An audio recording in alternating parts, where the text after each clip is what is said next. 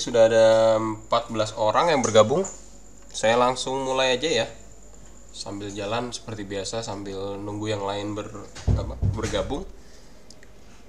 Saya langsung mulai pertemuan hari ini. Assalamualaikum warahmatullahi wabarakatuh.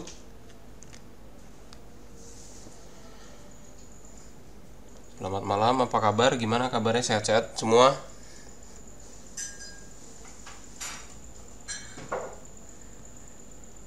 Oke, nah pertemuan hari ini masih melanjutkan pembahasan kita yang kemarin ya, mengenai pemeliharaan SDM. Jadi di pertemuan hari ini, sebelum minggu depan kita ada pertemuan terakhir untuk materi kompensasi dan pemeliharaan SDM. Nah, di pertemuan hari ini kita masih ada di bagian terakhir dari pemeliharaan SDM. Nah, di hari ini kita akan bahas mengenai hubungan industrial ya. Jadi kemarin kita sudah bahas mengenai pengertian dari pemeliharaan SDM itu seperti apa, kemudian manfaatnya seperti apa. Iya, malam. Alhamdulillah sehat-sehat. Oke, sambil nunggu kita lanjut ya. Jadi kemarin di pertemuan-pertemuan yang kemarin kita sudah bahas pengertian dari pemeliharaan SDM itu apa, kemudian tujuan, manfaatnya seperti apa, dan metodenya. Ya, metode-metode dari pemeliharaan SDM. Nah, salah satu dari metode pemeliharaan SDM adalah menciptakan hubungan industrial yang harmonis. Jadi bagaimana di dalam perusahaan, dalam pengelolaan orang gitu ya, menjadikan ada terminologi namanya hubungan industrial, yaitu hubungan antara pengusaha, antara pekerja ya, pengusaha, pekerja, dan pemerintah gitu ya, hubungan industrial. Nah, bagaimana kemudian tantangannya adalah menjadikan hubungan antara ketiga stakeholder ini menjadi harmonis. Itu adalah salah satu cara untuk melakukan pemeliharaan SDM. Nah, kalau di pertemuan saya sebelumnya saya sebutkan mengenai hubungan industrial Pancasila gitu ya. Jadi kalau di Indonesia kebetulan azasnya adalah Pancasila, jadi yang dikenal adalah hubungan industrial Pancasila, hubungan industrial yang didasarkan pada filosofi atau nilai-nilai dari Pancasila gitu ya. Nah, di pertemuan hari ini kita akan bahas kulit-kulitnya aja ya, mengenai hubungan industrial itu apa sih ya, bagaimana sih hubungan industrial itu kemudian bisa menjadi salah satu metode dalam pemeliharaan SDM ya. Lebih dalamnya mungkin nanti kalian akan dapat di mata kuliah mengenai hubungan industrial. Nah, ini nanti kalau saran saya, kalau kalian ngambil mata kuliah mengenai hubungan industrial, kalian bisa explore lebih dalam ya, bisa kupas lebih dalam mengenai apa itu hubungan industrial, kemudian aspek-aspeknya seperti apa, kemudian tantangannya seperti apa, regulasi-regulasi yang terkait dengan hubungan industrial itu apa saja gitu ya. Banyak, kemudian juga praktek-praktek yang terjadi di perusahaan terkait dengan hubungan kerja atau hubungan industrial itu seperti apa gitu ya. Misalnya nanti kalian akan ketemu mengenai K3 misalnya, kesehatan dan keselamatan kerja misalnya, itu masuk dalam ranah hubungan industrial. Kemudian juga terminologi yang terkait dengan serikat pekerja misalnya, kemudian perjanjian kerja bersama, kemudian ada lembaga kerjasama bipartit, lembaga kerjasama tripartit, dan seterusnya ya. Jadi cukup luas sebenarnya cakupannya mengenai hubungan industrial ini. Nah, di pertemuan hari ini kita akan bahas kulitnya aja ya, permukaannya dulu nih. permukaannya dulu, membahas hubungan industrial sebagai salah satu dari metode pemeliharaan SDM. Oke, saya coba ulang lagi ya mengenai pengertian dari pemeliharaan SDM. Pemeliharaan SDM diartikan sebagai usaha untuk mempertahankan atau meningkatkan kondisi fisik, mental, dan sikap karyawan agar mereka tetap loyal dan bekerja produktif untuk menunjang tercapainya tujuan perusahaan. Ya, ini pengertian secara umum gitu ya, pengertian secara umum dari pemeliharaan SDM. Nah, bentuknya kemudian implementasinya itu kemudian bisa bermacam-macam sesuai dengan kebutuhan perusahaan, sesuai dengan regulasi yang berlaku ya. Implementasinya itu menjadi bermacam-macam. Tapi secara umum terminologi dari pemeliharaan SDM ini pengertiannya seperti ini. Kemudian kemarin juga kita sudah bahas ada beberapa metode dalam pemeliharaan SDM ya. Ada komunikasi, bagaimana menjalin komunikasi yang baik, kemudian insentif, bagaimana menyusun skema kompensasi yang baik gitu ya. Di awal perkuliahan kita juga sudah kita bahas. Kemudian mengenai kesejahteraan karyawan ya, fasilitas-fasilitas yang dibangun perusahaan dalam mensejahterakan karyawannya apa saja ya, bentuknya macam-macamnya seperti apa, fungsinya, kemudian manfaatnya seperti apa. Kemarin juga kita sudah bahas. Terus di pertemuan minggu yang kemarin kita juga sudah bahas mengenai kesehatan dan keselamatan kerja ya. Ini bukan kesadaran ya, maksudnya kesehatan dan keselamatan kerja atau K3 ya. Nah, hari ini kita akan bahas mengenai hubungan industrial. Kalau di sini kata-katanya hubungan industrial Pancasila. Jadi hubungan industrial Pancasila itu spesifik hanya ada di Indonesia. Tapi kalau mungkin bukan di Indonesia gitu ya, di luar negeri ya ada juga namanya hubungan industrial. Jadi konteksnya lebih umum lah ya. Kalau hubungan industrial Pancasila konteksnya lebih spesifik, ngambil nilai-nilai Pancasila gitu ya. Nah, kita akan coba bahas terminologi mengenai hubungan industrial secara umum.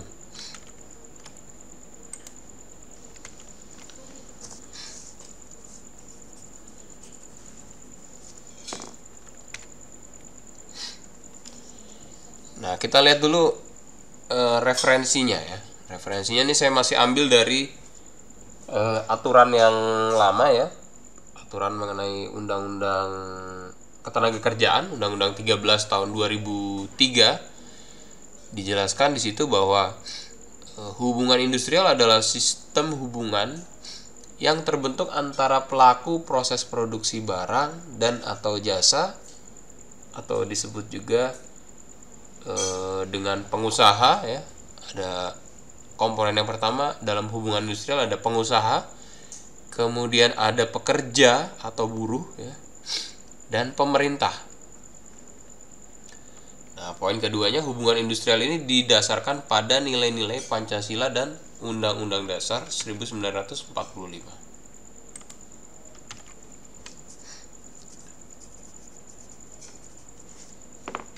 Ya, nah ini pengertian hubungan industrial nih saya ambil dari Undang-Undang 13 tahun 2003.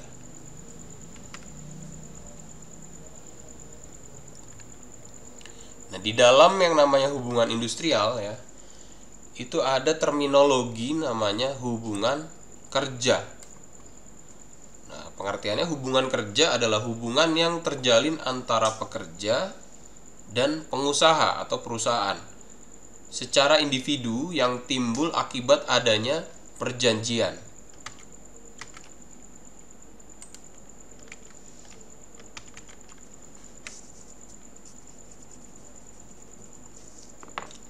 Jadi kelihatan ya bedanya antara hubungan industrial ya dengan hubungan kerja. Kalau hubungan industrial adalah hubungan yang terjalin antara tiga pelaku utama, yaitu ada pengusaha, ada pekerja, dan ada pemerintah. Ya, aktor utama dalam hubungan industrial ya tiga itu. Kemudian di dalam dari hubungan industrial ya, ada namanya hubungan kerja. Hubungan kerja adalah hubungan yang terjalin antara pekerja dan pengusaha.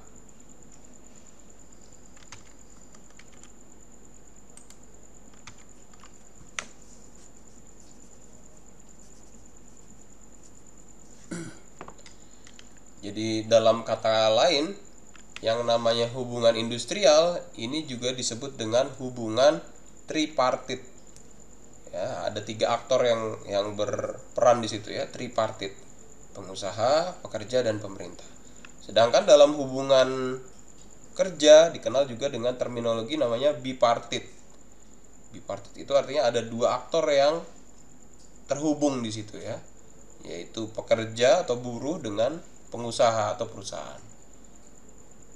Nah, hubungan kerja ini bisa terjadi diakibatkan oleh syarat-syarat tertentu. Yang pertama adalah adanya pekerjaan, ya, kemudian adanya upah. Yang ketiga adanya perintah. Nah, yang namanya hubungan kerja ini harus terpenuhi ketiga syarat ini.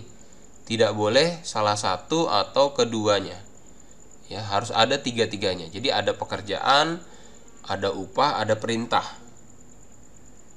Jadi misalnya ada si A gitu ya.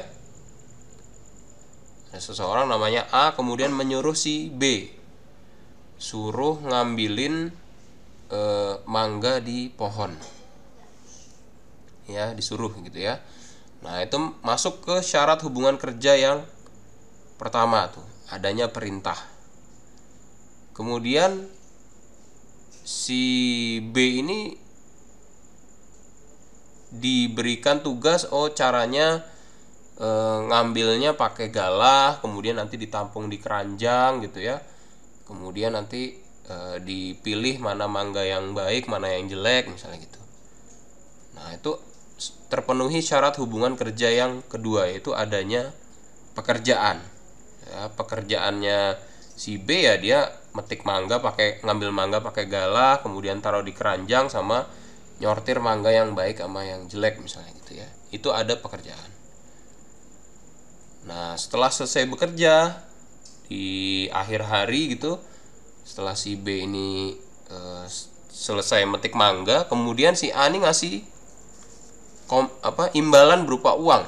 Nah, kita nggak berbicara jumlahnya berapa, apakah sesuai dengan UMR atau enggak, ngasih misalnya 100.000 gitu ya ke si B. Nah, ini terpenuhi unsur namanya upah.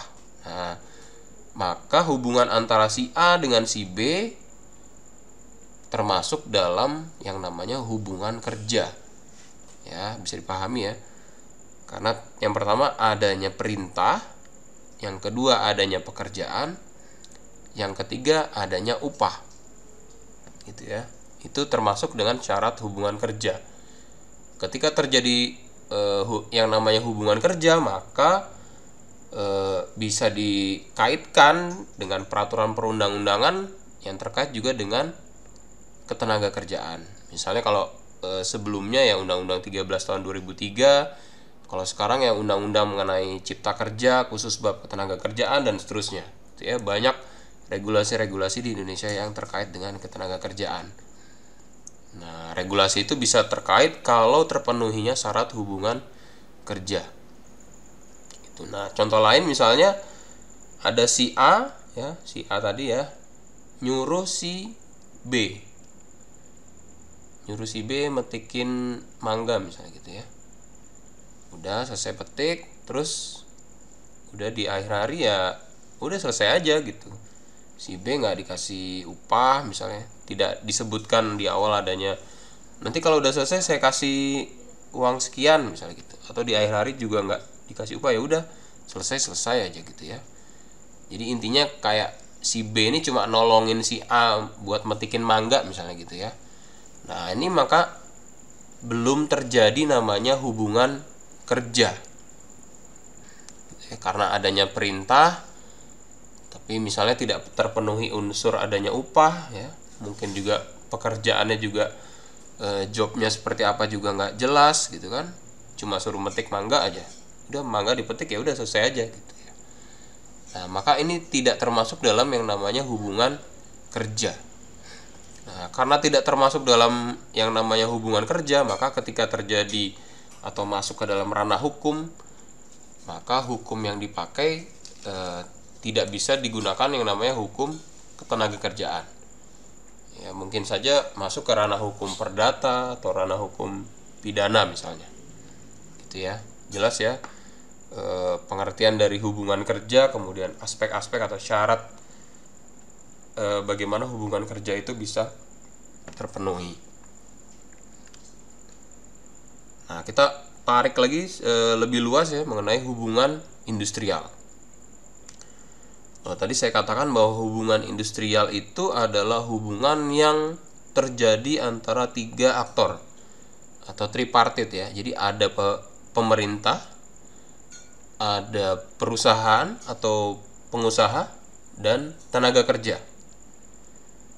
Nah, kita bisa melihat di slide ini bahwa yang namanya hubungan industrial, interaksi antara ketiga aktor yang terjadi di dalam hubungan industrial ini adalah interaksi saling membutuhkan gitu ya. Ada timbal balik ya, ada timbal balik antara pemerintah dengan perusahaan, itu juga saling timbal balik. Kemudian perusahaan dengan tenaga kerja juga saling timbal balik, tenaga kerja dengan pemerintah juga saling timbal balik gitu ya. Jadi ini di gambar ini terlihat bagaimana ketiga aktor ini kemudian memiliki peran dan fungsi masing-masing dalam hubungan industrial. Misalnya pemerintah menciptakan regulasi untuk kemudian dipatuhi oleh perusahaan, ya. Kemudian pemerintah juga memberikan dengan melalui penciptaan regulasi itu memberikan yang namanya perlindungan bagi tenaga kerja. Nah, maka tenaga kerja yang sudah dilindungi, maka feedbacknya bagi pemerintah adalah membentuk iklim kerja yang baik ya, iklim kerja yang harmonis, iklim kerja yang produktif gitu ya. Itu imbal baliknya. Nah, kemudian yang bawah ini ya, yang bawah ini tenaga kerja dan perusahaan ya. Ini namanya hubungan kerja ya antara 2 aktor, tenaga kerja dan perusahaan, namanya hubungan kerja. Nah, yang namanya hubungan kerja ini juga ada saling timbal balik. Tenaga kerja menghasilkan sebuah produktivitas bagi perusahaan. Perusahaan juga memberikan imbal jasa atau imbal balik berupa kesejahteraan. Kesejahteraan bisa berupa aspek finansial, aspek non finansial gitu ya, berupa fasilitas-fasilitas kerja misalnya gitu ya. Yang kemarin sudah kita bahas cukup dalam ya. Gitu. Nah, ini sebagai gambaran. Jadi hubungan industrial adalah hubungan antara 3 aktor ya, pemerintah, tenaga kerja, perusahaan, di mana hubungan tersebut saling timbal balik. Ada timbal balik di antara aktor-aktor yang berperan dalam hubungan industrial.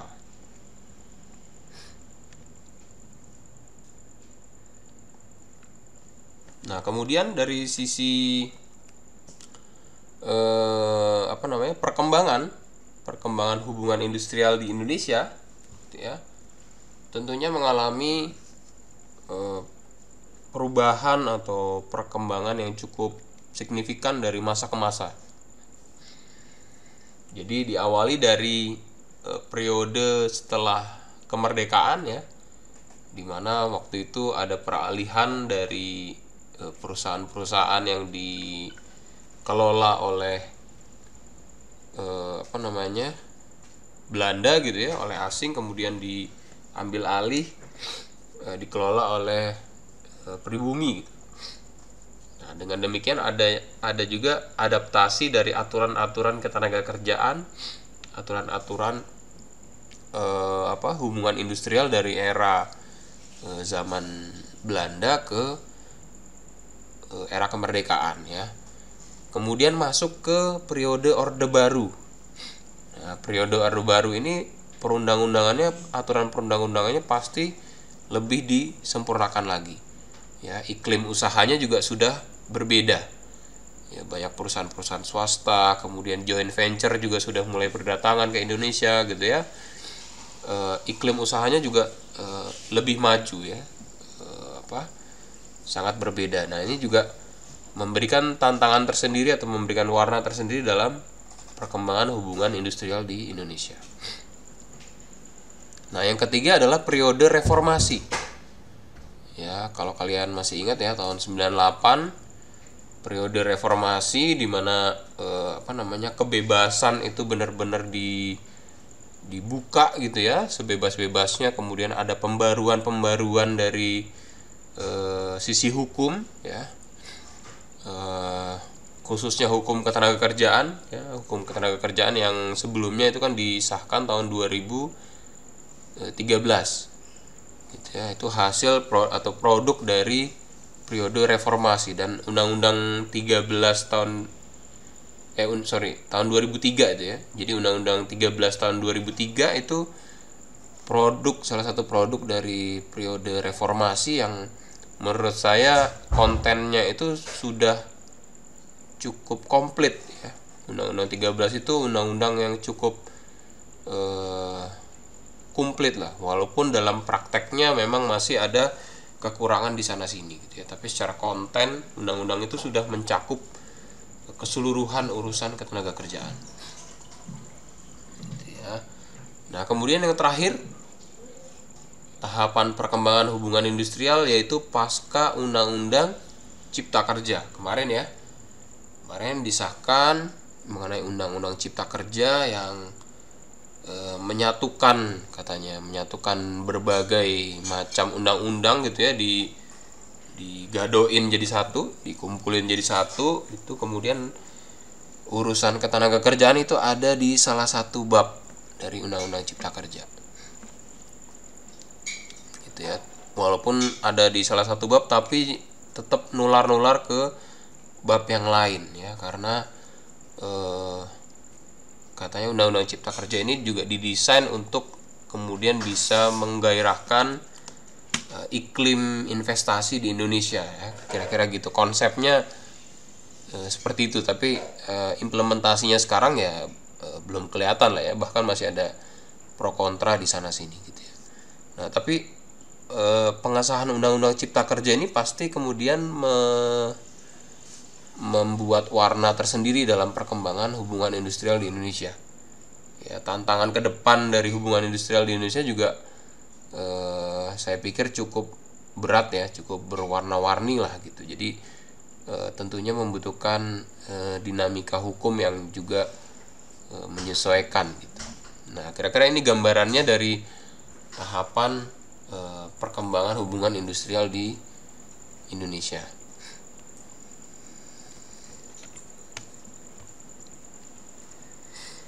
Nah, kemudian kita masuk ke terminologi. Jadi di dalam hubungan industrial ini ya, dalam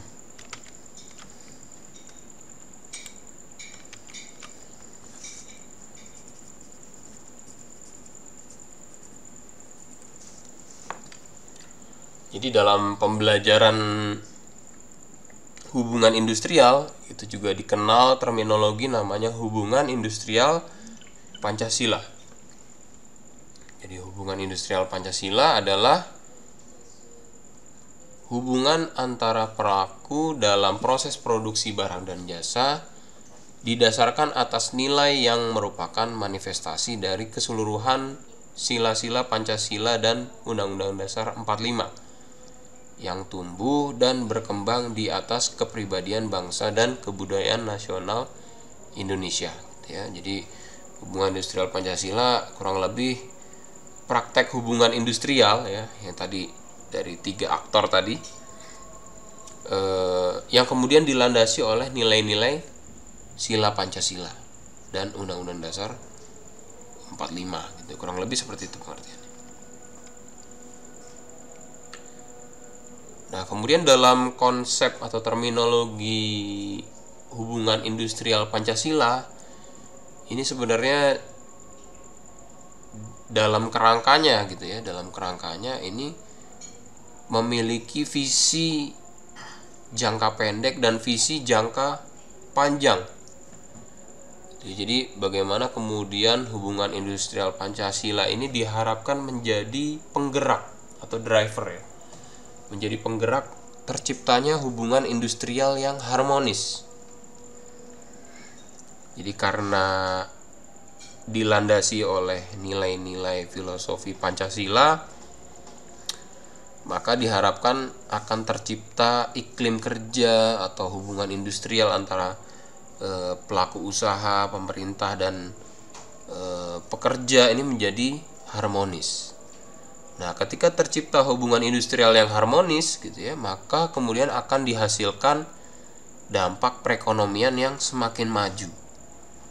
Ya, karena hubungan industrialnya harmonis, maka pekerja juga akan semakin produktif. Kemudian perusahaan juga akan semakin bisa menghargai pekerjanya misalnya. Ya, misalnya gajinya naik, memberikan insentif yang baik gitu ya, upah yang baik gitu, bukan upah minimum lagi misalnya gitu. Kemudian pemerintah juga dari sisi pengawasan juga cukup baik dalam mengawasinya gitu ya.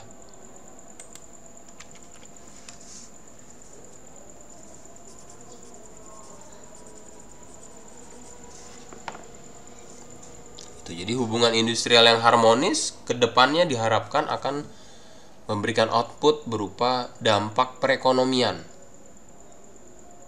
Ya, nah, ketika ekonomi Indonesia ini sudah baik, maka outcome-nya dalam jangka panjang adalah kesejahteraan Indonesia.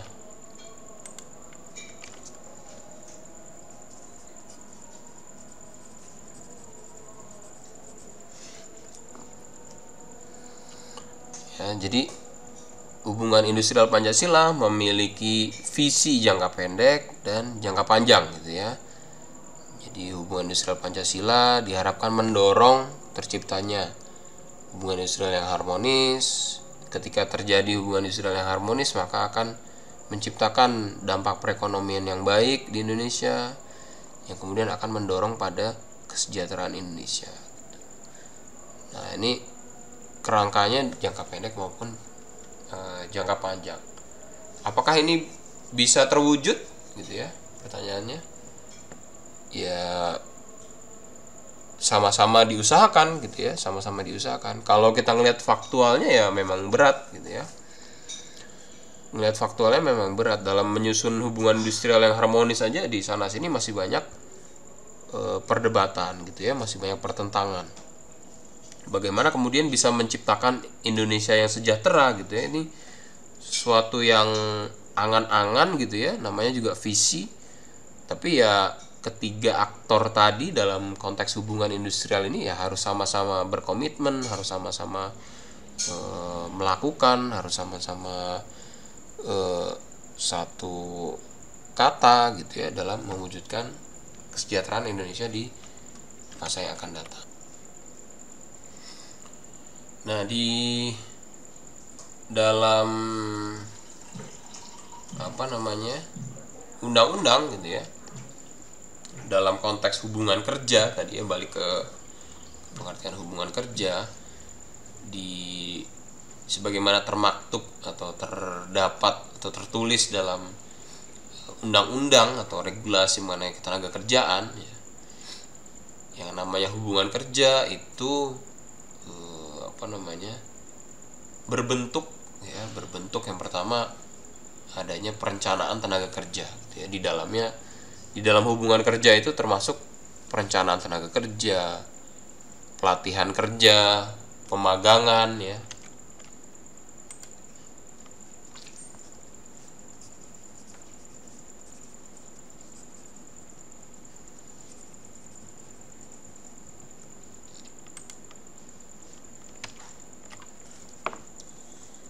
Jadi di dalam hubungan kerja itu sendiri ada yang namanya perencanaan tenaga kerja, pelatihan kerja ya, pemagangan, penempatan tenaga kerja, hubungan kerja, perjanjian kerja, sarana hubungan industrial, pengupahan, kesejahteraan, perlindungan kepada karyawan, disiplin kerja, pembinaan, perselisihan, dan pemutusan hubungan kerja.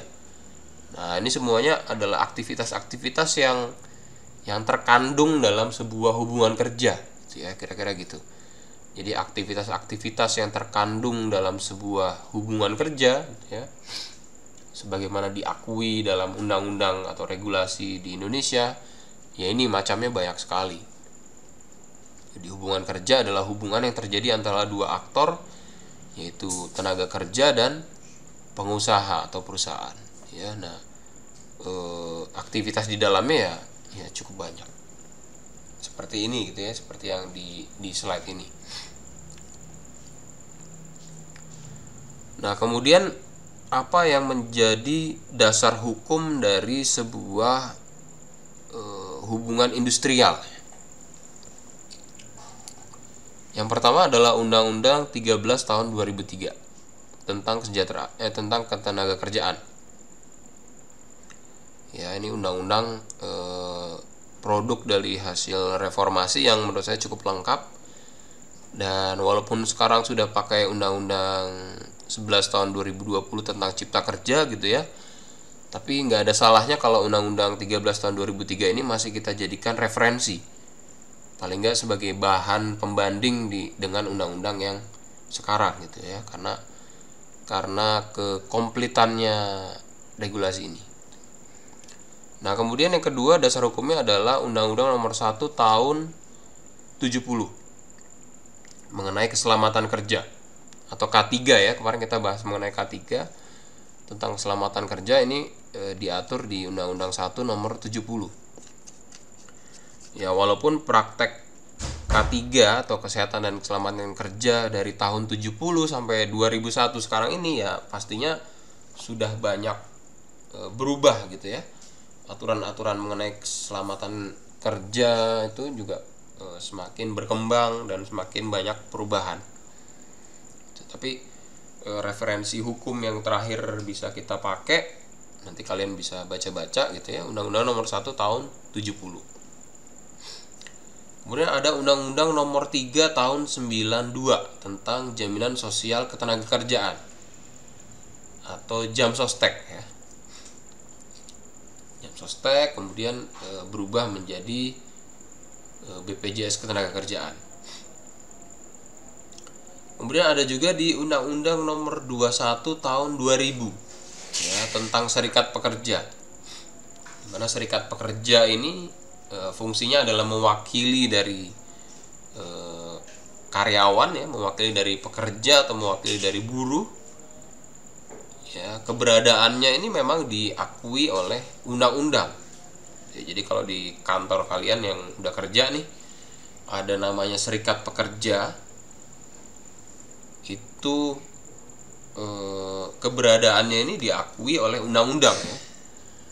Jadi kalian sebagai pengusaha itu tidak bisa semena-mena ya dalam membubarkan serikat pekerja.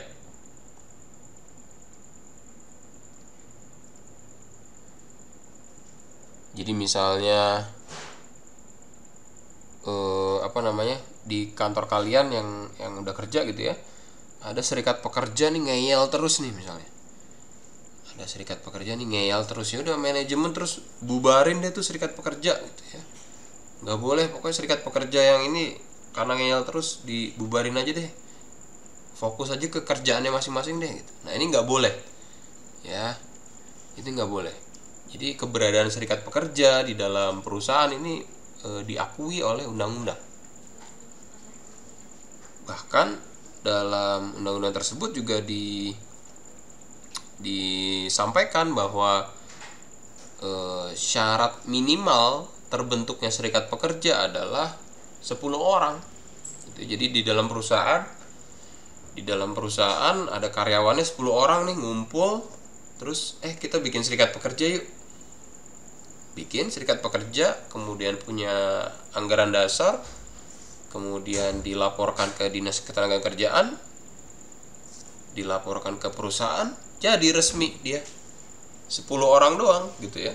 10 orang ngumpul, bikin anggaran dasar ADART, lapor ke Disnaker, lapor ke perusahaan di mana dia bernaung, jadi serikat pekerja gitu ya. Jadi sangat mudah.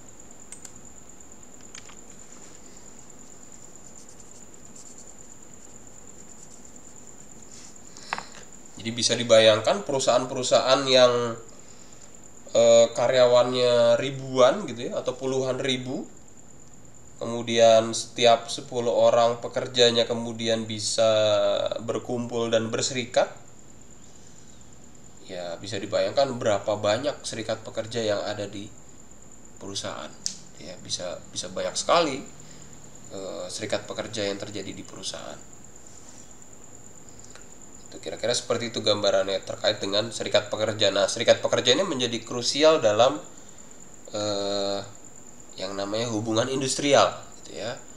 Hubungan industrial. Nanti di bagian terakhir dari pertemuan kita hari ini akan saya bahas. Itu. Kemudian yang kelima adalah Undang-Undang Nomor 2 Tahun 2004 tentang penyelesaian perselisihan hubungan industrial. Ya, jadi tahapan-tahapannya ketika terjadi dispute atau perselisihan hubungan industrial itu seperti apa tahapannya. Itu diatur di tata caranya diatur di Undang-Undang Nomor 2 Tahun 2004. Kemudian ada Undang-Undang Nomor 24 Tahun 2011 tentang Badan Penyelenggaraan Jaminan Sosial atau BPJS ya. Kemudian ada Undang-Undang 11 Tahun 2020 tentang Cipta Kerja, Omnibus Law ya, khususnya pada bab mengenai ketenagakerjaan, serta aturan perundang-undangan lainnya mengenai ketenagakerjaan ya. Artinya turunan dari undang-undang ya, bisa berupa peraturan presiden ya, peraturan pemerintah, kemudian peraturan menteri ketenagakerjaan mungkin ya, ya aturan-aturan setingkat menteri lah kira-kira gitu ya, dalam kita melaksanakan yang namanya hubungan industrial. Bahkan kalau saat ini ya, di masa darurat pandemi gini ya, PPKM misalnya gitu ya. Nah, ini tentunya ada aturan lagi nih. Aturan lagi misalnya kemarin dari Menteri Perhubungan misalnya gitu ya, atau Menteri Dalam Negeri gitu ya, diatur mengenai aspek bidang kerja yang esensial, non esensial, kritikal katanya gitu ya.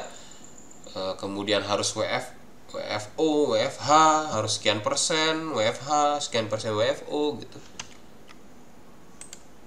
Nah, ini menjadi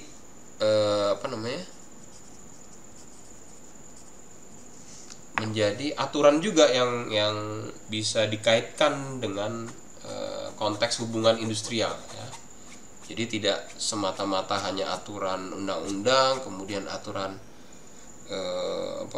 peraturan Menteri Ketenagakerjaan saja gitu ya, tapi seluruh regulasi yang terkait dengan tenaga kerja ya. Misalnya contohnya kayak tadi peraturan Mendagri, Permendagri ya, atau Permenhub gitu, yang terkait dengan hubungan kerja atau hubungan industrial.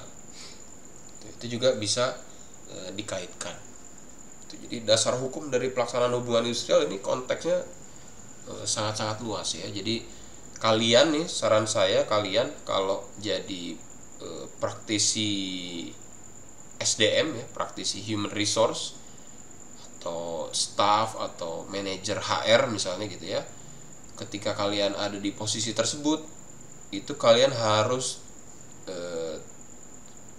keep update ya, harus terus update mengenai perkembangan terakhir yang terjadi di dunia industri atau dunia kerja ya. Aturan-aturan yang terbaru itu seperti apa, itu harus kalian update. Harus ada forum di perusahaan untuk mengkaji aturan-aturan terbaru, khususnya mengenai ketenagakerjaan ya. Itu karena kalau kalian nggak update gitu, nanti ya bisa kacau ya, pengaturan kerja di perusahaan bisa kacau balau ya. Misalnya kayak sekarang PPKM, ada sektor esensial, non esensial, harus siapa yang boleh 50%, siapa yang boleh 100%, siapa yang harus 25%, harus di rumah WFH seluruhnya gitu ya, harus pakai surat tugas, harus pakai SIKM katanya gitu.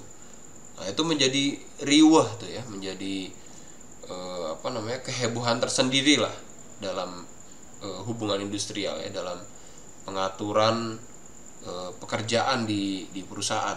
Nah makanya kalian harus update tuh aturan-aturan regulasi yang terkait mengenai ketenagakerjaan. Itu kira-kira gambarannya seperti itu.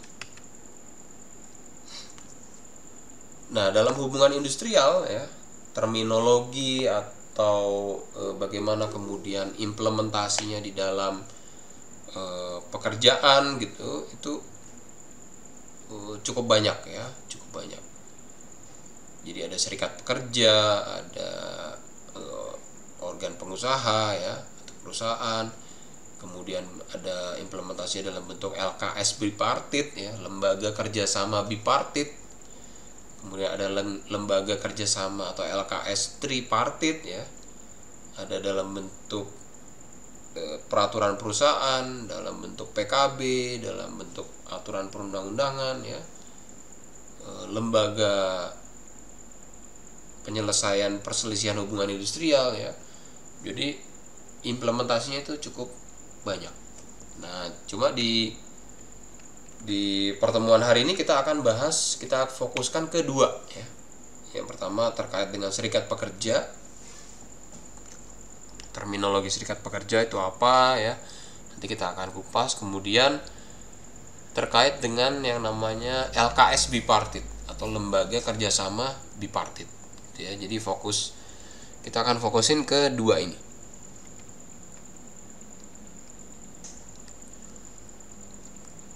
Oke, nah sekarang kita masuk ke serikat pekerja ya. Serikat pekerja pengertiannya adalah ya, serikat pekerja adalah organisasi yang dibentuk dari, oleh, dan untuk pekerja, baik di perusahaan maupun di luar perusahaan.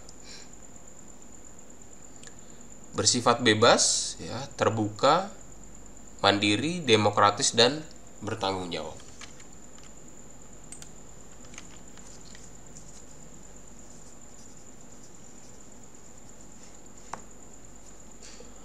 Nah, tujuan dari serikat pekerja adalah memperjuangkan, membela, serta melindungi hak dan kepentingan pekerja atau buruh, serta meningkatkan kesejahteraan pekerja atau buruh dan keluarganya. Itu ya, itu pengertian dari serikat pekerja. Nah, dasar hukumnya tadi ya, Undang-Undang 21 tahun 2000 tentang serikat pekerja. Nah, kalian kalau udah ada yang kerja terus udah mulai kepengen lah kira-kira gitu ya, bikin kita ngumpul yuk, kita suarain aspirasi teman-teman yuk, bikin serikat pekerja misalnya gitu. Nah, kalian baca dulu tuh undang-undangnya, regulasinya di Undang-Undang 21 tahun 2000, seperti apa sih tahapan pembentukan serikat pekerja gitu ya. Itu dijelaskan di Undang-Undang 21 tahun 2000. Nah, kemudian fungsi serikat pekerja dalam hubungan industrial. Yang pertama, pihak dalam pembuatan PKB atau perjanjian kerja bersama dan penyelesaian PHI. PHI itu pengadilan hubungan industrial ya. Kemudian yang kedua adalah serikat pekerja adalah sebagai wakil pekerja atau buruh dalam lembaga kerjasama ya, atau LKS tadi ya, LKS bipartit maupun tripartit ya, di bidang ketenagakerjaan sesuai dengan tingkatannya. Kemudian yang ketiga adalah fungsinya adalah sebagai sarana menciptakan hubungan industrial yang harmonis, dinamis, dan berkeadilan sesuai dengan peraturan perundang-undangan yang berlaku. Ya, selanjutnya sarana penyalur aspirasi dalam memperjuangkan hak dan kepentingan anggotanya. Ya, yang selanjutnya perencana, pelaksana, dan penanggung jawab pemogokan pekerja atau buruh sesuai peraturan perundang-undangan yang berlaku. Yang terakhir, wakil pekerja untuk memperjuangkan kepemilikan saham di perusahaan. Ya, itu fungsi dari serikat pekerja dalam konteks hubungan industrial ya. Ya, jadi ini sesuatu yang positif ya, kita lihatnya sesuatu yang positif, adanya serikat pekerja di dalam perusahaan ini sesuatu yang positif. Jadi bagaimana kemudian bisa membangun suasana yang harmonis ya, suasana yang dinamis, suasana yang berkeadilan sesuai dengan kerangka aturan yang berlaku. Jadi pendirian serikat pekerja ini jangan diartikan sebagai sesuatu yang melawan perusahaan ya, yang bikin onar, bikin ribut gitu ya, sesuatu yang ya dipandang negatif duluan lah gitu ya. Sebenarnya ada nilai yang cukup penting gitu ya dalam pendirian serikat pekerja. Jadi bagaimana kemudian serikat pekerja ini bisa mewakili aspirasi pekerja agar tercipta kesepakatan antara pekerja dengan perusahaan ini yang baik lah gitu ya. Namanya juga di Indonesia hubungan industrial Pancasila dilandasi oleh nilai-nilai Pancasila ya, yang dikemukakan adalah musyawarah untuk mencapai mufakat ya. Maka yang kedepankan adalah nilai-nilai musyawarahnya dulu tuh gitu ya. Jadi jangan semena-mena, buruh juga nggak boleh semena-mena ke perusahaan ya, pengusaha juga nggak boleh semena-mena ke buruh gitu ya. Harus ada musyawarah kemudian untuk mencari jalan tengah ya. Jadi pendirian serikat pekerja ini harus dilihat pada sesuatu yang positif ya, harus dilihat pada sesuatu yang baik lah kira-kira gitu ya. Nah secara umum itu dalam konteks hubungan industrial ini untuk menciptakan hubungan industrial yang harmonis, dinamis, dan sesuai dengan peraturan perundangan yang berlaku.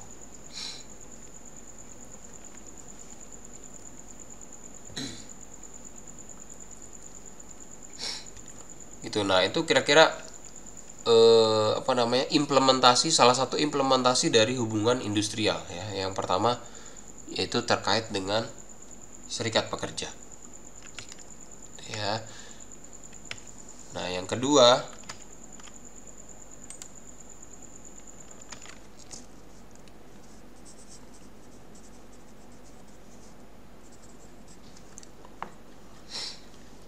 tadi ya, kan tadi ada dua hal ya yang akan kita bahas implementasinya. Yang pertama terkait dengan serikat pekerja, yang kedua adalah mengenai LKS bipartit. Nah, LKS bipartit atau lembaga, LKS itu kepanjangannya lembaga kerjasama ya, lembaga kerjasama atau LKS bipartit, yaitu salah satu cara untuk membangun sinergi di tempat kerja di perusahaan gitu ya. Nah membangun sinerginya itu dengan apa gitu ya? Dengan siapa yang membangun sinergi di tempat kerja. Nah, maka kembali ke pengertian bipartit ya. Bipartit, aktor yang terlibat gitu ya. Kalau kalian tadi mencermati dari awal pertemuan kita hari ini ya, bipartit, aktor yang terlibat adalah pengusaha dengan pekerja atau pekerja yang diwakili oleh serikat pekerja gitu ya. Jadi sinerginya antara siapa ya? Antara pengusaha dengan pekerja atau diwakili oleh serikat pekerja. Nah keberadaan lembaga kerjasama atau LKS bipartit ini itu juga diakui secara regulasi. Jadi bukan sesuatu yang mengada-ngada gitu ya. Jadi ini memang diakui, harus diwajibkan gitu ya sama regulasi.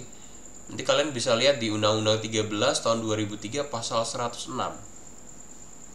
Ya, atau Permenaker Trust nomor 32 tahun 2008. Itu bahas mengenai LKS bipartit.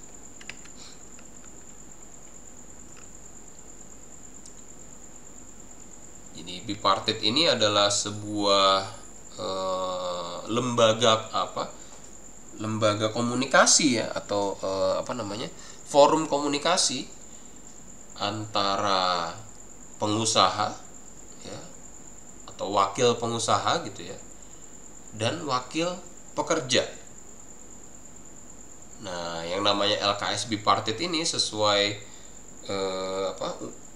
aturan regulasi yang berlaku ini wajib dibentuk oleh perusahaan jika perusahaan tersebut memiliki setidaknya 50 orang pekerja atau lebih. Oke, jadi coba cek di kantornya masing-masing ya, yang udah pada kerja nih. Cek yang udah pada kerja, jumlah karyawannya ada berapa ya. Kalau karyawan di kantornya itu lebih dari 50 orang atau lebih, harus dicek apakah kantornya ini punya nggak sih yang namanya LKS bipartit ya. Bisa tanya ke HRD-nya, atau kalian misalnya kenal dengan serikat pekerja, tanya sama serikat pekerjanya, kita punya nggak sih yang namanya LKS bipartit gitu ya. Karena ini aturan regulasi ini mewajibkan ya, mewajibkan kalau perusahaan ini punya 50 orang pekerja atau lebih, maka wajib dibentuk lembaga komunikasi namanya LKS bipartit.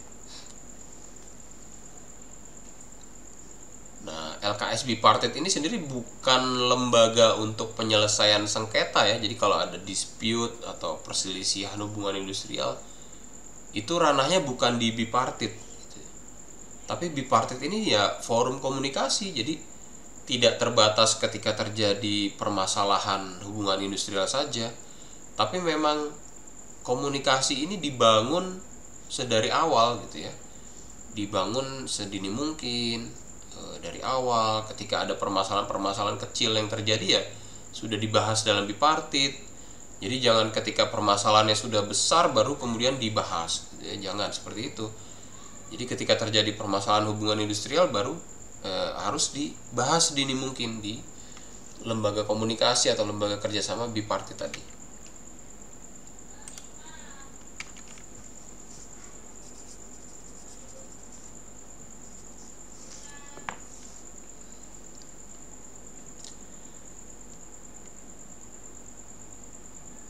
Nah, termasuk ketika terjadi perselisihan ya, atau terjadi dispute atau terjadi sengketa antara pengusaha dan pekerja, maka langkah awal ketika terjadi perselisihan antara pekerja dan pengusaha ya, langkah awal yang harus dilakukan yaitu menyelenggarakan perundingan ya, perundingan dalam konteks forum bipartit tadi ya. Jadi tapi bipartit jangan dimaknai ketika ada masalah, ada perselisihan baru masuk ke komunikasi bipartit gitu ya. Jangan seperti itu, konteksnya harus dibalik. Jadi yang namanya bipartit ini adalah lembaga kerjasama atau lembaga atau forum komunikasi gitu ya, antara perusahaan dengan pekerja yang memang secara berkala dibangun gitu ya, secara berkala dibangun itu, dan ini resmi diakui oleh undang-undang. Nah, termasuk ketika kemudian terjadi perselisihan ya, tahap awal ya, ketika terjadi perselisihan, tahap awal untuk menyelesaikan perselisihan itu ya harus dilakukan di dalam perundingan bipartit tadi ya, di dalam forum komunikasi bipartit tadi gitu. Nanti kalau bipartit itu tidak bisa mendapatkan jalan tengah ya, baru kemudian banding naik ke ranah tripartit namanya.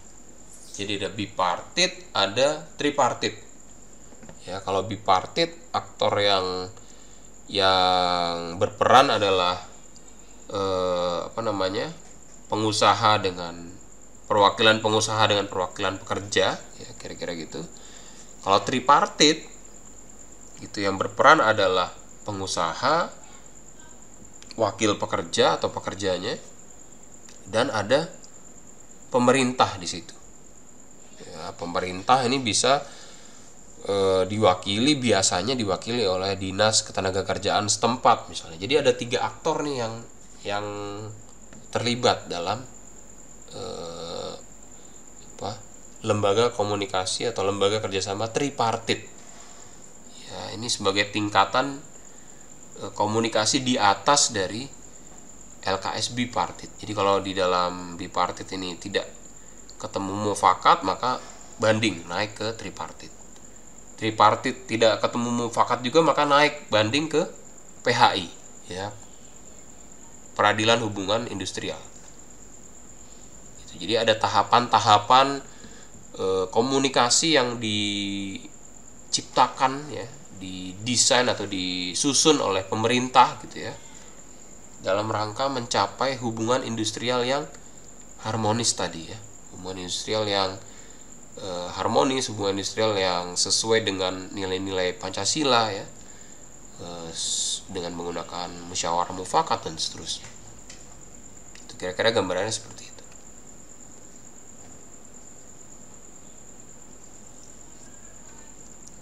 Nah, ini nanti kalian bisa baca ya. Jadi dalam LKS bipartit ini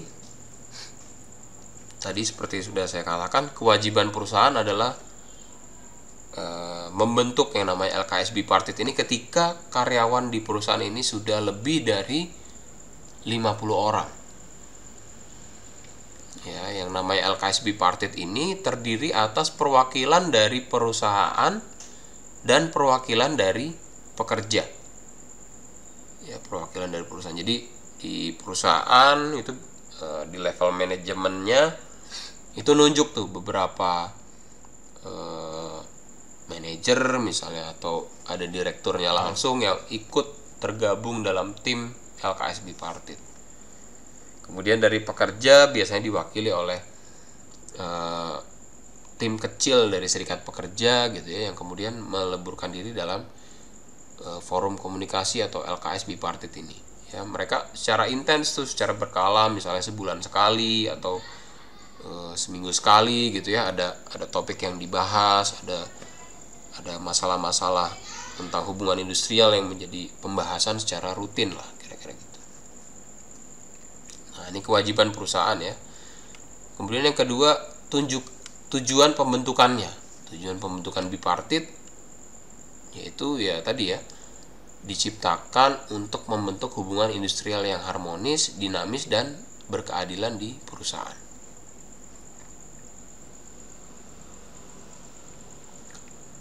Kemudian fungsi pembentukannya.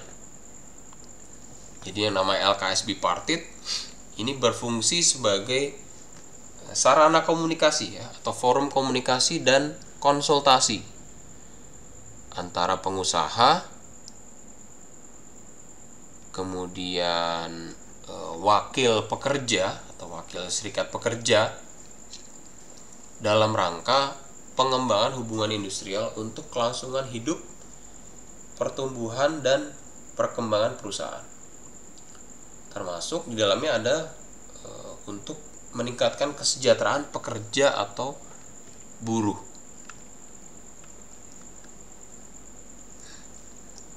Nah, implementasi dari LKS bipartit ya, itu melaksanakan pertemuan secara periodik ya, kalau diperlukan. Kemudian mengkomunikasikan kebijakan pengusaha dan aspirasi pekerja terkait dengan kesejahteraan pekerja dan kelangsungan usaha. Kemudian menyampaikan saran dan pertimbangan kepada pengusaha, serikat pekerja dalam penetapan dan pelaksanaan kebijakan perusahaan. Jadi bisa dibayangkan ya, yang namanya LKS bipartit ini bentuknya seperti apa gitu ya. Jadi ini forum komunikasi. Jadi kayak seorang pekerja misalnya di kantor punya unek-unek gitu ya. Kok gaji saya kurang ya? Kok uang transport saya kok nggak sebanding ya dengan biaya transport yang dikeluarin misalnya gitu ya. Kok iklim kerja di kantor kok kayaknya kurang nyaman misalnya gitu. kok fasilitas kerja di kantor kok kurang nyaman. Nah, ini bisa disampaikan langsung ke perwakilan pekerja, ya. Bisa disampaikan langsung ke perwakilan perusahaan misalnya dalam konteks LKS bipartit ini. Jadi ada sarana curhat lah. Ada sarana curhat pekerja ya, atau wakil pekerja ini juga curhat ke perusahaan gitu ya. Perusahaan juga bisa juga curhat ke pekerjanya misalnya, kaitannya dengan kelangsungan usaha gitu ya. Sebaliknya kaitannya dengan kesejahteraan gitu. Jadi saling komunikasi. Nah, ini kalau kita bahas di dalam konteks pemeliharaan SDM ya, adanya komunikasi yang efektif, komunikasi yang harmonis, ini juga pasti akan mendorong orang-orang di organisasi menjadi betah ya, kira-kira gitu. Aspirasinya ya tersalurkan, unek-uneknya ya tersampaikan ya. Walaupun mungkin di dalam pemenuhan dari unek-unek itu ya kadang dipenuhi, kadang enggak gitu ya, kira-kira gitu. Tapi paling enggak pemikiran dari si pekerja ini tersampaikan. Kemudian juga kalau ada program-program perusahaan juga bisa langsung nyampe ke pekerja gitu ya. Gitu. Ini komunikasinya saling terbuka.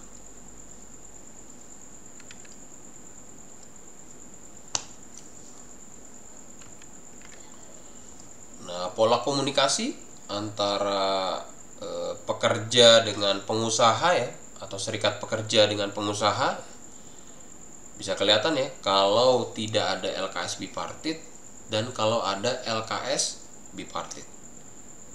Jadi kalau di dalam perusahaan tersebut ada serikat pekerja tapi tidak punya yang namanya LKS bipartit, maka serikat pekerja ini langsung berhadapan dengan pengusaha.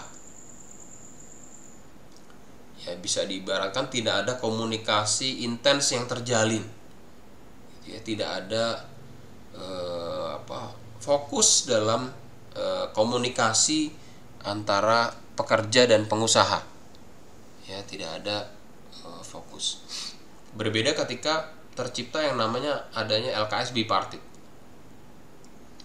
Ya, LKS bipartit itu kan isinya wakil dari pengusaha gitu ya. Wakil dari pengusaha dan wakil dari serikat pekerja. Karena namanya wakil ya pasti orang-orangnya juga lebih sedikit. Dan melalui LKS bipartit ini diharapkan komunikasinya juga semakin intens ya. Semakin sering, semakin intens. Menjadi fokus dalam komunikasinya, topik-topik yang dibahas juga fokus gitu ya. Apa yang pendapat yang ingin disampaikan, apa program yang ingin ditawarkan, disampaikan, ini menjadi fokus.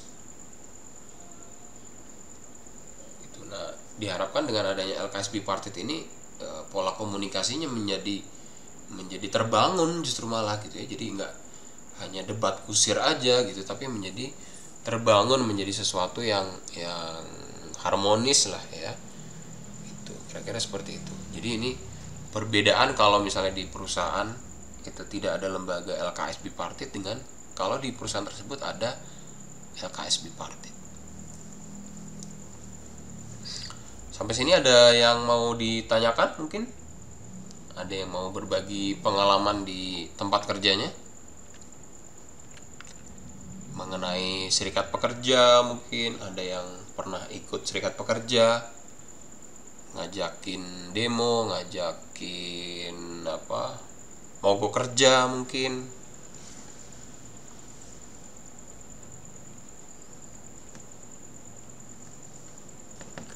Belum ada yang pernah diajakin mogok kerja sama SP-nya, serikat pekerjanya? Atau belum punya pengalaman gabung di serikat pekerja mungkin? Ya, saran saya sih kalau kalian sudah bekerja gitu ya, atau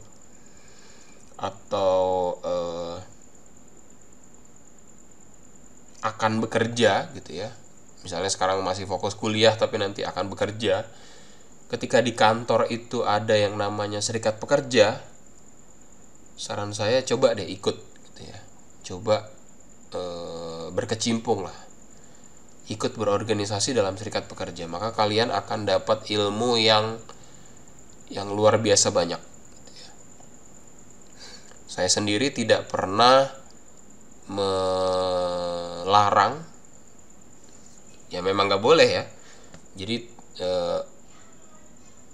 pengusaha atau perusahaan itu tidak boleh menghalang-halangi terbentuknya serikat pekerja, atau tidak boleh menghalang-halangi kegiatan dari serikat pekerja selama itu sesuai dengan kerangka peraturan perundangan yang berlaku. Ya, jadi ada pekerja nih, si A, dia pengen jadi anggota serikat pekerja misalnya gitu, pengen jadi pengurus serikat pekerja, kemudian dihalang-halangi oleh atasannya misalnya. Nah ini nggak boleh sebenarnya. Ya nggak boleh. Yang namanya serikat pekerja itu kebebasan dari setiap pekerja. Nah saran saya kalau kalian nanti bekerja di suatu perusahaan gitu ya, pengen terus selidikin gitu ada serikat pekerja di dalamnya, ya coba aja. Kalau pengen tahu gitu ya, pengen dapat ilmu yang banyak, ya kalian gabung tuh di serikat pekerja. Ya mudah-mudahan serikat pekerjanya ya cukup oke gitu ya. Ya kalian bisa dapat ilmu lebih banyak lagi mengenai pengelolaan SDM lah, kira-kira gitu. Prakteknya pengelolaan SDM di perusahaan itu seperti apa, yaitu kalau kalian masih level pegawai ya, level staff misalnya gitu, itu terjun langsung aja ke serikat pekerja. Nanti kalian dapat ilmu yang cukup banyak gitu ya. Apalagi ilmu mengenai hubungan ketenaga kerjaan, hubungan industrial ya, hubungan kerja gitu, itu banyak sekali pengalaman-pengalaman yang pasti didapatin. Ya, oke, kita lanjut ya. Terakhir dari pertemuan hari ini, yaitu mengenai tantangan dalam hubungan industrial pada saat ini dan masa depan. Jadi kalau tadi saya sampaikan bahwa yang namanya hubungan industrial di Indonesia dalam prakteknya ini selalu berkembang dari masa ke masa ya. Dari masa setelah kemerdekaan, pada waktu Orde Baru, pasca reformasi, dan saat ini pasca disahkannya Undang-Undang Cipta Kerja. Nah, tantangannya dalam implementasi dalam praktek hubungan industrial, kemudian di masa depan itu hubungan industrial seperti apa, ini juga pasti akan warnanya pasti akan berbeda ya. Tantangan yang pertama terkait dengan pergeseran wawasan dan nilai baru.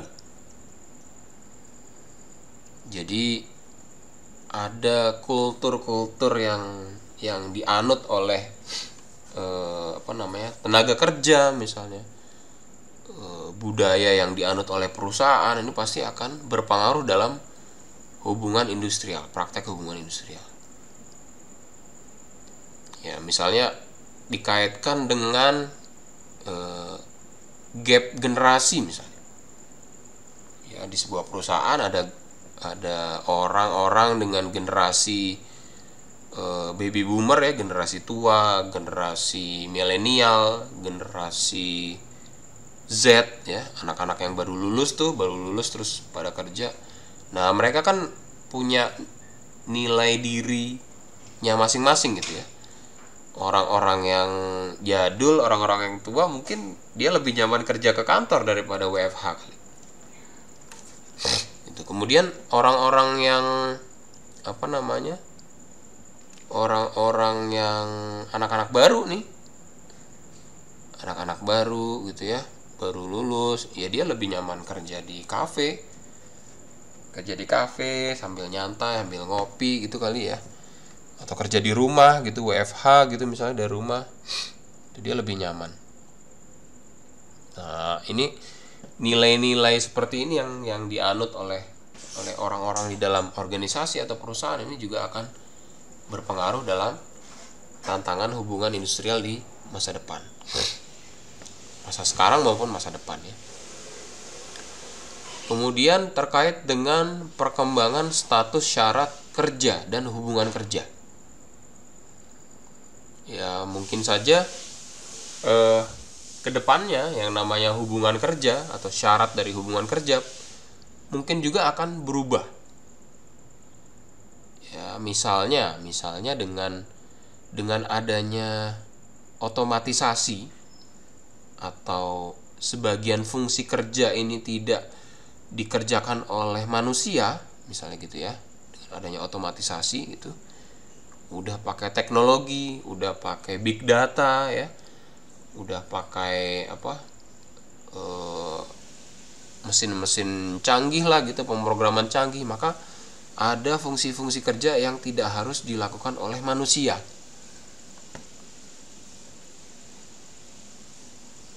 Nah, ini pasti akan merubah tatanan hubungan kerja yang selama ini sudah diatur dalam peraturan perundangan. Mungkin gitu ya, mungkin.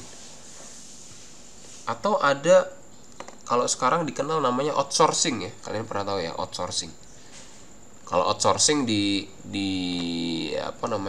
di pengertian awamnya itu ya ada perusahaan, kemudian penyedia jasa tenaga kerja.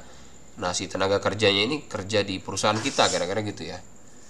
Nah, sebenarnya dalam konteks lebih luasnya ya, outsourcing ini sebenarnya adalah pengalihan pekerjaan dari pekerjaan perusahaan kita yang dianggap non-core atau tidak inti, itu dialihkan ke perusahaan lain ya. Ini pengertian dari outsourcing. Nah, mungkin saja di masa depan ya, dan saat ini juga sudah terjadi, yang namanya outsourcing ini menjadi semakin masif. Kalau sekarang kan kita kenal outsourcing tenaga OB misalnya gitu ya, atau security, driver gitu. Nah, di masa depan mungkin yang namanya outsourcing ya, misalnya penyelenggaraan software IT misalnya, itu di outsourcingkan. Atau misalnya penyimpanan data, database, misalnya penyimpanan database perusahaan itu di outsourcingkan. Penyimpanan barang ya, atau gudang atau stok barang di perusahaan ini bisa juga di outsourcingkan. Jadi banyak sekali fungsi kerja yang kemudian dialihkan kepada pihak ketiga atau di outsourcingkan. Nah, ini pasti akan berpengaruh dalam cepat atau lambat akan berpengaruh dalam aturan dari hubungan kerja terkait dengan syarat kerja. Gitu ya. Kemudian juga pemahaman mengenai hak dan kewajiban. Ya, pemahaman mengenai kebebasan berserikat. Ya, bisa dilihat perkembangan dari masa reformasi 98 sampai dengan hari ini. Ya, bisa dilihat berapa persen sih buruh atau pekerja yang kemudian sadar akan hukum ketenaga kerjaan misalnya gitu ya. Mereka udah mulai melek hukum nih, udah mulai tahu hak dan kewajiban mereka seperti apa, kedudukan mereka di mata hukum itu seperti apa, dampak hukum dari pekerjaan yang mereka lakukan ini seperti apa. Kemudian mereka juga tahu bahwa setiap pekerja ini diberikan kebebasan untuk berserikat, misalnya buat serikat pekerja, untuk berkumpul, menyuarakan pendapat ya, kebebasan dalam berpendapat misalnya. Nah, ini selambat laun ini semakin terbuka gitu ya. Nah, ini juga akan berpengaruh dalam konteks hubungan industrial.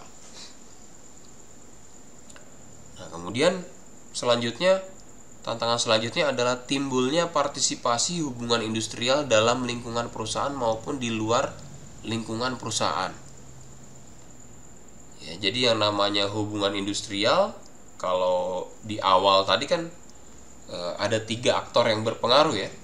Ada pemerintah, ada perusahaan, ada pekerja.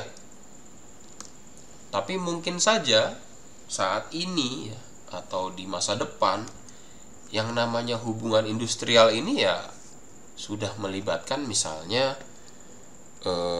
customer misalnya ya, atau masyarakat di sekitar perusahaan misalnya, itu sudah menjadi aktor tidak resmi lah, katakanlah gitu ya, aktor tidak resmi, karena memang di undang-undangnya memang tidak diatur gitu ya, tapi dalam faktualnya, dalam keseharian pekerjaannya mereka juga terlibat loh dalam hubungan ketenaga kerjaan gitu ya, misalnya masyarakat di lingkungan sekitar, kemudian customer, pihak ketiga misalnya gitu ya.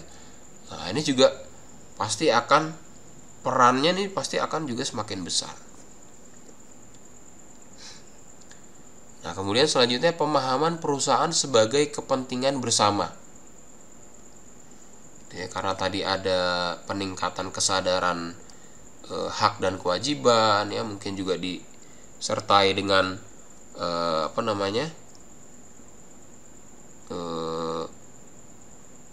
kemampuan atau pemahaman bahwa perusahaan ini juga oh iya ya, kita ada di sini untuk kepentingan bersama nih, untuk sama-sama majuin perusahaan, untuk sama-sama sejahtera misalnya gitu.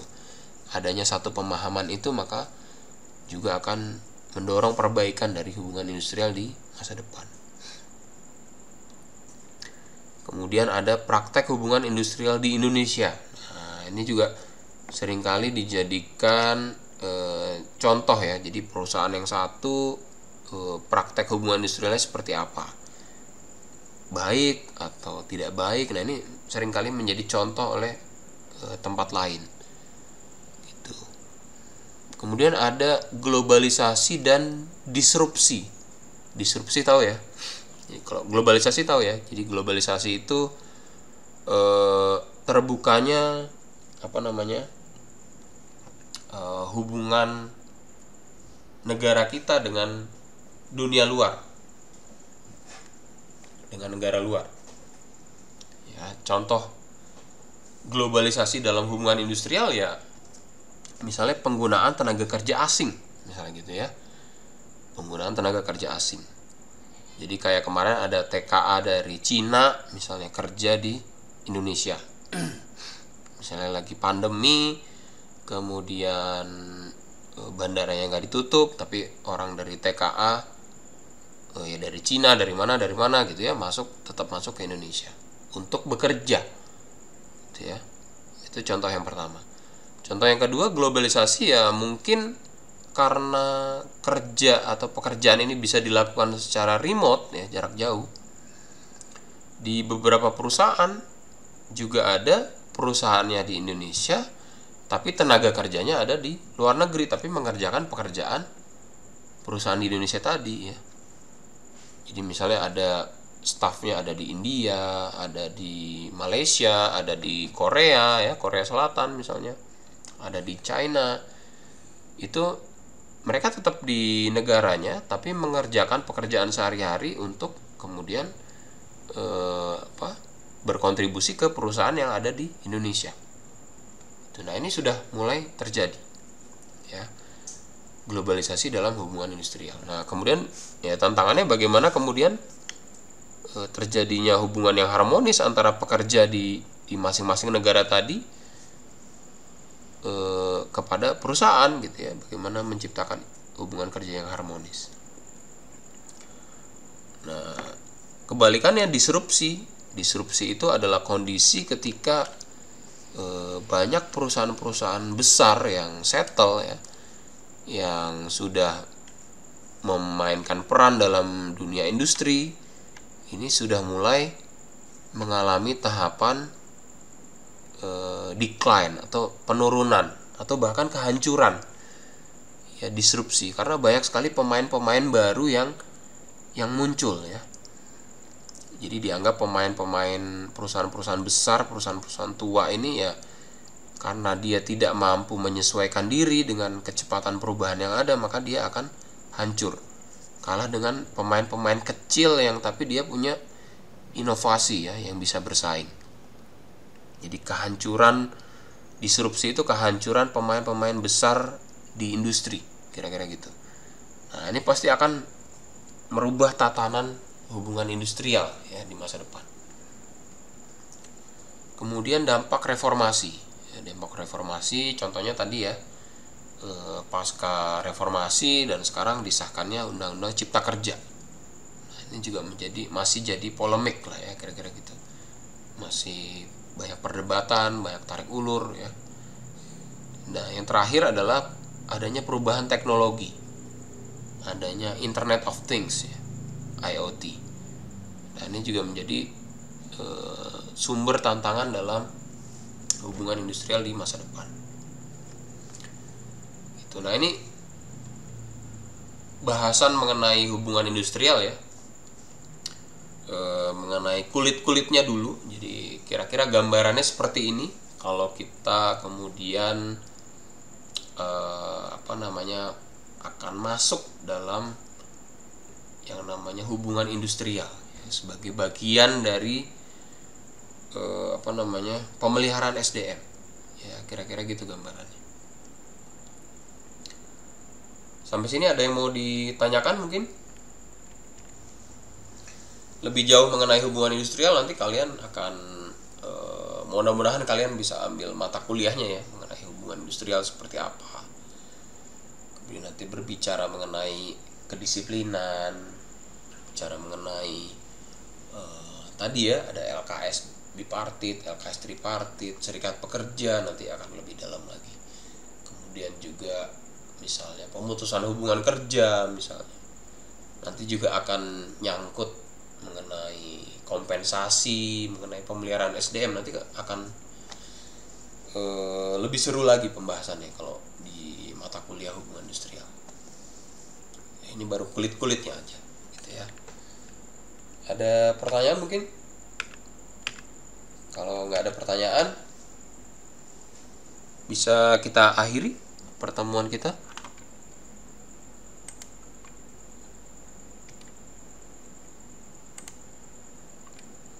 Ada ya, cukup ya.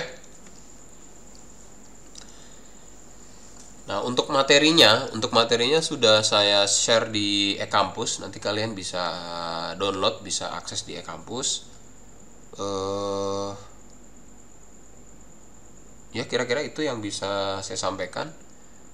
Minggu depan sepertinya minggu pertemuan terakhir kita akan bahas mengenai bagaimana kita kemudian mengevaluasi yang namanya kompensasi, kemudian praktek dari pemeliharaan SDM itu seperti apa. Kita lakukan evaluasi apakah kompensasi yang sudah kita susun atau pemeliharaan SDM yang sudah kita laksanakan ini tepat sasaran atau enggak ya, efektif atau enggak. Nah, ini kita akan bahas di pertemuan minggu depan. Oke, itu aja ya untuk pertemuan malam ini.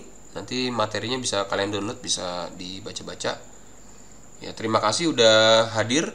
Ini kalau kayaknya sih masuk semua ya, 33, 34. Terima kasih sudah hadir. Mudah-mudahan kita bisa ketemu di pertemuan minggu depan. Tetap jaga kesehatan, jangan sakit lah, jangan aneh-aneh gitu ya. Siap-siap dibaca juga materinya, diulas-ulas lagi materinya. Soalnya akhir bulan ini kan udah masuk UAS ya. Oke. Selamat malam. Assalamualaikum warahmatullahi wabarakatuh.